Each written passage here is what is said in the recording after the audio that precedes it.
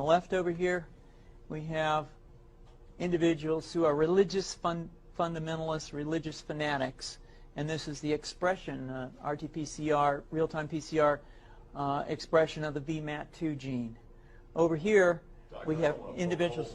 So let me complete. So over here, we have individuals who are not particularly fundamentalists, not particularly religious, and you can see there's a much reduced expression of this particular gene, the VMAT2 gene.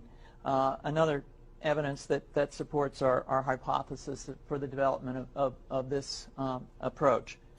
What you see here is by spreading this virus, we're going to eliminate individuals from donning on a bomb vest and going into a market and blowing up the market. So our hypothesis is that these are fanatical people, that they have overexpression of the VMAT2 gene, and that by vaccinating them against this, we'll eliminate this behavior. So we have some very, very remarkable data in this next slide. Here we have two brain scans. These are fMRIs. These are two different individuals with different levels of expression of VMAT2. On top is an individual who's a religious fanatic, an individual, and we've repeated this numerous times, that has high levels of VMAT2. Now, this individual down here who had low levels of the VMAT2 gene, this individual would self-describe as not particularly religious. In each case, these individuals were read a religious text. This individual lit up the right middle frontal gyrus, shown here, and that's a part of the brain that's associated with theory of mind. It's a part of the brain that has to do with intents and beliefs and desires.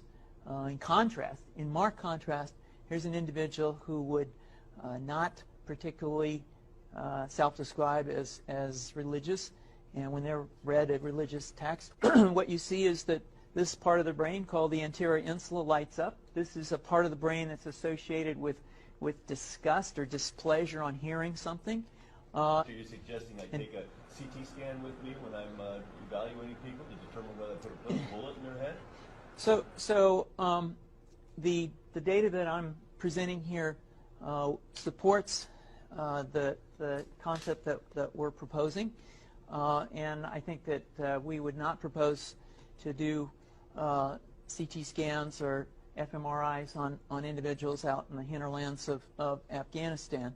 The virus would immunize against this VMAT2 gene, and that would have the effect that you see here, which is it's essentially to turn a fanatic into a normal person.